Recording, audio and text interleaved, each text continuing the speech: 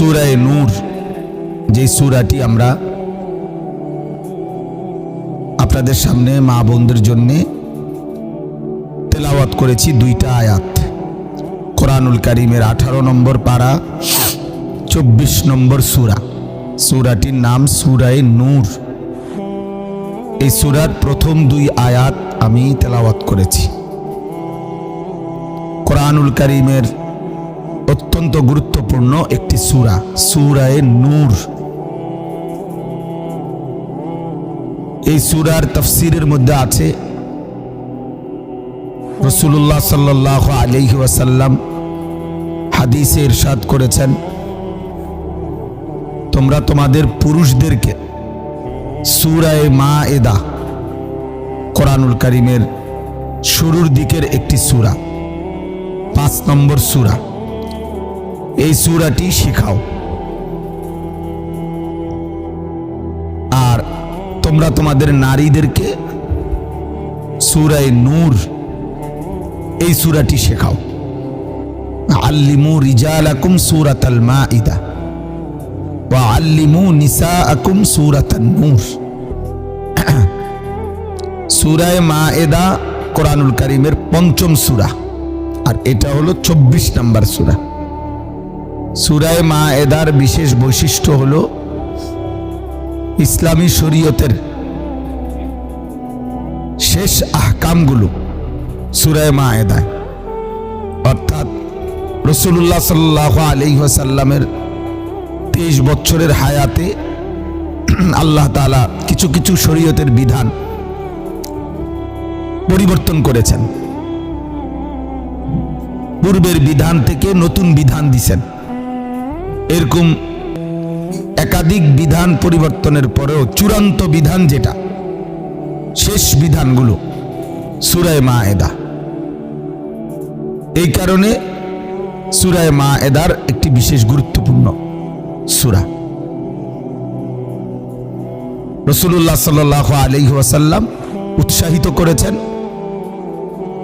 শরীয়তের আহকাম, বিধিবিধান, এটা যেন পুরুষরা বিশেষভাবে শিখে। এর জন্য সূরা মায়েদা শিখতে বলছেন, পড়তে বলছেন, বুঝতে বলছেন। আর এই সূরাটার নাম হলো সূরা নূর। কোরআনুল কারীমের এই সূরাটিতে মূলত একটি পরিবার কিভাবে আলোকিত হবে, একটি ঘর, একটি পরিবার, একটি সমাজ, বিশেষ করে পরিবার কিভাবে সুন্দরভাবে ঈমান আখিরাতের নূরে, আলোয় আলোকিত হবে, এই সম্পর্কিত সবচেয়ে বেশি আলোচনা এই সূরার মধ্যে, সূরা নূরের মধ্যে। সূরাটির নামও নূর, অর্থাৎ একটি ঘর আলোকিত করা, একটি পরিবার আলোকিত করা। এই সূরার মধ্যে অত্যন্ত চমৎকার একটি আয়াত আছে, যে আয়াতের মধ্যে আল্লাহ তাআলা নিজেই উল্লেখ করেছেন, আল্লাহু নূরুস সামাওয়াতি ওয়াল আরদ। আল্লাহ তাআলাই হচ্ছেন আসমান ও জমিনের সব কিছুকে আলো দানকারী, আলোকিত করে থাকেন। মুনাవ్বিরুস সামাওয়াতি ওয়াল আরদ, তো আসমান ও জমিনের সব কিছুকে অন্ধকার ভেদ করে আলোকিত যেভাবে করেন, আবার প্রতিটা মানুষের জিন্দিগি, অন্তরাত্মা, জীবন আল্লাহ তাআলা হেদায়েতের নূরে আলোকিত করে থাকেন। এজন্য সূরা নূরের মধ্যে এই আলোকিত ঘর, আলোকিত জীবন, আলোকিত পরিবার, এক কথায় এর চমৎকার দিক নির্দেশনা আল্লাহ তাআলা উল্লেখ করেছেন। আর একটি ঘরের ক্ষেত্রে, একটি পরিবারের ক্ষেত্রে, ঘর বলতে, পরিবার বলতে সেখানে বিশেষভাবে অবস্থান করে যারা, তারা হচ্ছে নারীগণ। নারীর মূল অবস্থান স্থল ঘর। ওয়াকারনা ফি বুয়ুতিকুন্না, আল্লাহ তাআলা নারীদের জন্য বন্টনই করেছেন এভাবে যে তোমরা ঘরে অবস্থান করো।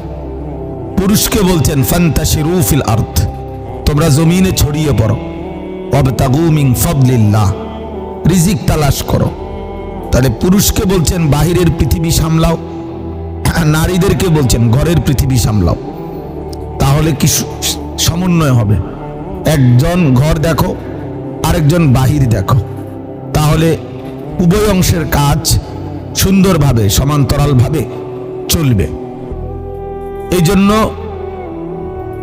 নারী যেহেতু ঘরে অবস্থান করা তার মূল জিন্দিগি, এটা বন্দিও না আবদ্ধও না, বরং এটাই তার জীবনের স্বাভাবিকতা, এটাই আল্লাহ তাআলার বন্টন। আর আল্লাহ তাআলা কখনো জুলুম করেন না। ইন্নাল্লাহা লা ইয়াযলিমু মিসকালা যাররাহ, নিশ্চয়ই আল্লাহ তাআলা বিন্দু পরিমাণও জুলুম করেন না। তাহলে আল্লাহর বন্টনই সুন্দর, আল্লাহর ফয়সালাই সুন্দর।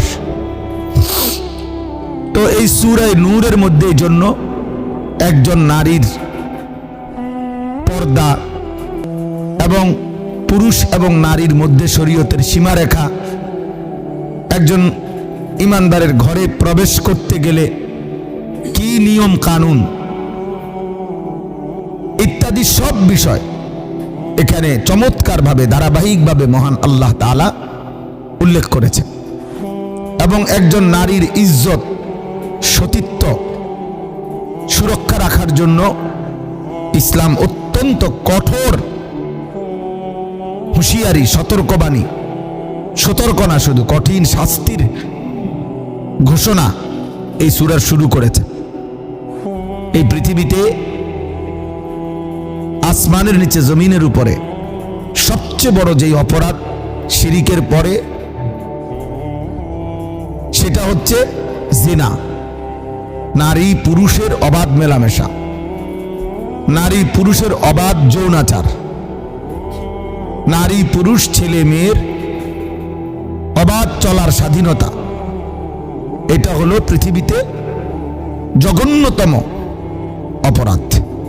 একটি সমাজকে, একটি পরিবারকে যা অন্ধকারাচ্ছন্ন করে দেয়,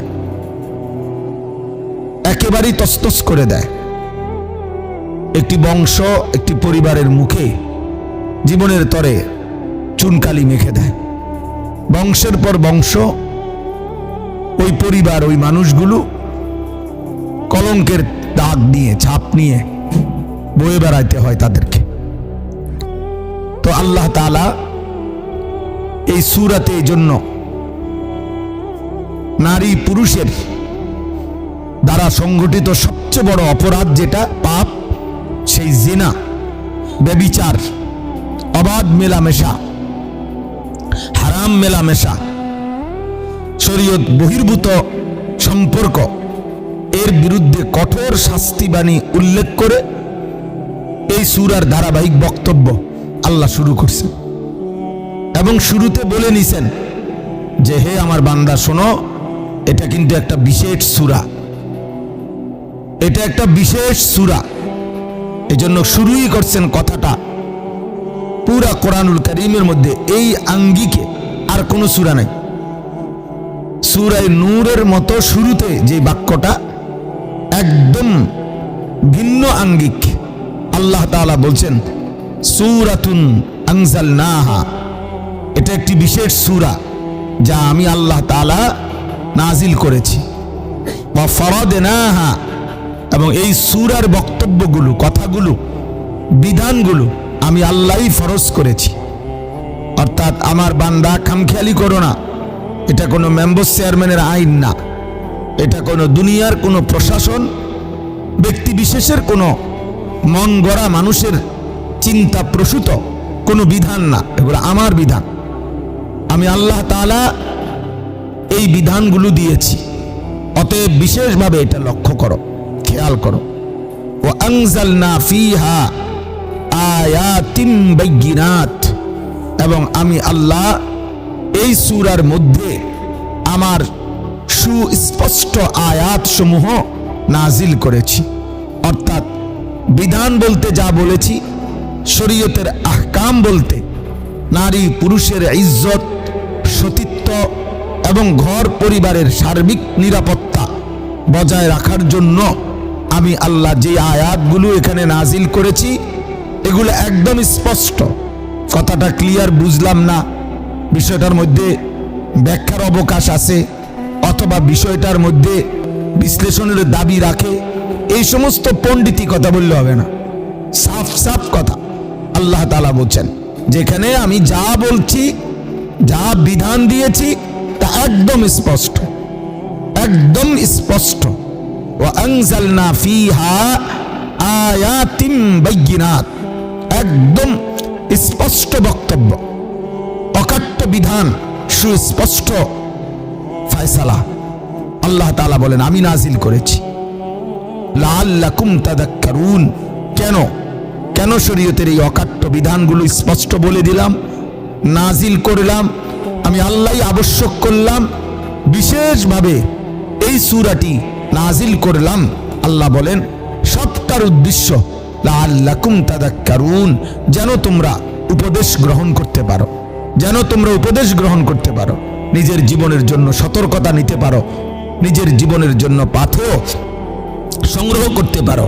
এই জন্য আমি আল্লাহ তাআলা পরিষ্কার করে স্পষ্ট করে আমি আমার কথা বলে দিয়েছি।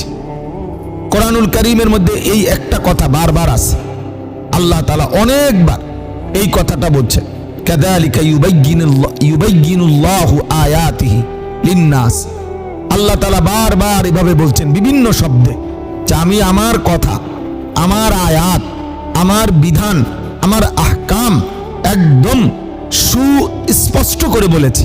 অর্থাৎ কোন রকমের রাগ ঢাক, জোড়া তালি, ফাঁক ফুক বলতে কিচ্ছু নাই। সাফ বক্তব্য, স্পষ্ট বক্তব্য, ক্লিয়ার কাট কথা। এজন্য ইসলামের চাইতে পরিষ্কার, বাস্তবসম্মত, অকাট্য বিধান আর কোথাও নাই, আর কারো কাছে নাই, আর কারো কাছে না। যদিও এই কোন নাস্তিক, কোন মুরতাদ, কোন আল্লাহদ্রোহী দুশ্মন মানতে কষ্ট হোক, অথবা তারা মাঝে মাঝে কিছু ফুসফাস করতে চায়, কিছু কথাবার্তার উপরে আপত্তি পেশ করতে চায়, অথচ পৃথিবীর কোন নিকৃষ্ট বেঈমান, মুশরিক, মুনাফিক, মুরতাদ কেউই কোরআনুল কারীমের কোন শব্দ, আয়াত, কোন কথার উপরে এক বিন্দু বৈসাদৃশ্য অথবা বাস্তবতা বিবর্জিত এরকম প্রমাণ করার ধৃষ্টতা আসলেই কারো নাই। কারণ 1450 বছর ধরে আল্লাহর এই কালাম অকাট্য, সুস্পষ্ট, বাস্তবধর্মী এবং যুগ চাহিদা, পরিবেশ পরিস্থিতির সাথে চির আধুনিক। এই জন্য আমরা আল্লাহ তাআলার এই কথা মা বোনদের কাছেও, আপনাদের কাছেও আমার প্রথম বক্তব্য এটা, প্রিয় মা বোন প্রত্যেকেই আগে তো কলিজা দিয়ে সিদ্ধান্ত নিতে হবে আসলে আল্লাহকে মানবেন কিনা। আল্লাহকে মানলে কোনো প্রশ্ন আর থাকে না। আর আল্লাহকে যদি আপনার দিলের মধ্যে, মুখে বুঝাইতেছেন না আর কি, কিন্তু দিলের মধ্যে যদি থাকে যে আল্লাহর বিধান মানতে আমি কষ্ট, আমি মানব না, তাইলে বহুত নয় ছয়, বহুত ছল ছাতুরি, বহুত কিছু বলা যায়। আর আল্লাহর বিধান যদি কেউ মানার কলিজা দিয়া সিদ্ধান্ত নেয়, তো দিন মানা, দিনের উপরে চলা তার জন্য সহজ। বিষয়টা একদম স্বাভাবিক, এটা খুব কঠিন কিছুই না, কোনো সমস্যা নাই। কোনো না কোনো একটা নিয়ম, কোনো না কোনো একটা সিস্টেম, কোনো না কোনো একটা পদ্ধতি তো মানুষ মানতেই হয়, কোনো না কোনো একটা পদ্ধতি তো মানতেই হয়। তো সেই পদ্ধতিটা আল্লাহটা মানি, যেহেতু আমাকে মানতেই হবে কিছু না কিছু। কোনো মানুষ তো আর নিজে নিজে চলে না। এই সমাজ, এই এলাকা, এই দেশ, এই পরিবেশ, কিছু না কিছু মানুষ অনুসরণ করতে হয়। যে আমাদের দেশে এটা চলে, আমগো এলাকার মধ্যে এই সিস্টেম, আমাগো গ্রামের মধ্যে এই পদ্ধতি, এরকম। কারণ আমরা জিজ্ঞাসা করি স্বাভাবিক দুনিয়াবি অনেক কথাবার্তার ক্ষেত্রে, আমাদের আপনাদের দেশে এটা কি বলে, আপনারা এটা কিভাবে করেন, তাহলে বুঝাই গেল মানুষ মাত্রই নিজেরা নিজেরা হইল কিছু নিয়ম কানুন পদ্ধতি বানায় নেয়, তৈরি করে নেয়। তো তাহলে সেখানে নিজের বানানো অথবা 2-4-10 জন সমাজপতি, সমাজের কোনো মাতবর সর্দার অথবা সমাজের কোনো মানুষ প্রভাবশালী, এই সমস্ত ব্যক্তিদের বানোয়াটি, মন গড়া, স্বার্থপ্রসূত তাদের চিন্তা সিদ্ধান্ত মানার চাইতে যিনি ইয়ালামু মা বাইনা আইদিহিম ওয়া মা খালফাহুম, যিনি আগত কিয়ামত পর্যন্ত কি হবে তাও জানেন, পিছনের আদম আলাইহিস সালামের সৃষ্টির আগেও কি ছিল তাও যিনি পূর্ণ জানেন, পৃথিবীর প্রতিটা মানুষ, প্রতিটা সমাজ, প্রতিটা পরিবেশ, প্রত্যেকটা সেকেন্ডের গতিবিধি যেই মহান আল্লাহ নিয়ন্ত্রণ করেন, তো তিনি স্পষ্ট, সঠিক এবং বাস্তবসম্মত বিধান তার চাইতে অধিক উত্তম কে দিতে পারবে? কেউ পারবে না। অতএব শ্রদ্ধেয় মা বোনেরা, এই বাস্তবতা মানলে পর্দা, আপনার ইজ্জতের হেফাজত, সতীত্বের হেফাজত সহজ, এটা সহজ। এই জন্য এই বিষয়টা আগে গুরুত্বপূর্ণ। আসলে আমরা যত কথাই বলি, যত ওয়াজে করি, যত উপদেশ, যত নসিহত, সুর দিলাম, টান দিলাম, চিৎকার দিলাম, হুঙ্কার দিলাম, আওয়াজ দিলাম, কাইন্দা দিলাম, যাই করলাম, আপনি যদি বলেন যে আমি মানতাম না, তো আর আমি কন্যালেই কি আর চিৎকার করলেই কি? কোনো লোক যদি সিদ্ধান্ত নেয়, তো আপনি মনে করেন 1 ঘন্টা তারা আমি বুঝাইবার পর তার তো আগের থেকেই সিদ্ধান্ত, তো সে আমি বললাম বুঝছেন না, বুঝছি না, তো সুন্দর কথা। আপনি যেহেতু আগের থেকে সিদ্ধান্ত নিয়ে রাখছেন আপনি এইটাই বলবেন, তো তাইলে আপনার 1 ঘন্টা কি 100 ঘন্টা বললেও তো আপনি ছাগলের স্বভাব। হ্যাঁ, ছাগলের কানে ধরে যদি 1 ঘন্টাও বুঝানো হয় কোনো কথা, তো এরপরে ছেড়ে দিয়া ছাগলকে যদি বলা হয় বুঝছুনি, ছাগল কানটা আপনি ঝাড়ি দিয়া বলবে না বুঝছি না। কারণ আসলে বুঝছি না বিষয়টা না, বরং ছাগলের স্বভাবই এটা, সে কানটা ঝাড়া দেয়। আর এই ছাগলের কান ধইরা একজন আমাদের আরবি ব্যাকরণ শাস্ত্রের একজন বড় ইমাম হয়ে গেছে, ইমাম আখফাশ রহমাতুল্লাহ আলাইহি, সরফের বিখ্যাত ইমাম, নাহুর বিখ্যাত ইমাম। উনি ওনার সাথী ছিল না, যার কারণে উনি উস্তাদের পড়া, আবার মুজাকারা তাকরার করার জন্য, রিভিশন দেওয়ার জন্য ওনার সাথে কেউ ছিল না ওনার বাড়িতে, ওনার কাছে। এই জন্য উনি ছাগলের কান ধরে ছাগলকে পড়া শুনাইতেন। তো শুনাইয়া অনেকক্ষণ পরে এরপরে বলতেন ছাগলের কান ছেড়ে দিয়া বুঝছুনি, ছাগল এমনি এমনি ঝাড়া দিত কান। তো উনি বলতো আরে বুঝছো না, তা আবার কই, তা আবার কানে ধরে বলতো, আবার ছাগলের অনেকক্ষণ পড়া শুনাইয়া বলতো এখন বুঝছুনি। ছাগল আবার ছেড়ে দিলে বলতো এমনি কান ঝাড়া দিত, দিলে বলতে বুঝে নাই, আবার বলি। এভাবে বলতে বলতে বলতে ওনার পড়া যখন একদম আত্মস্থ, মুখস্থ, কলিজায় বসে যাইতো, তো এরপরও যখন ছাগল কান ঝাড়া দিত উনি বলতো বুঝছি।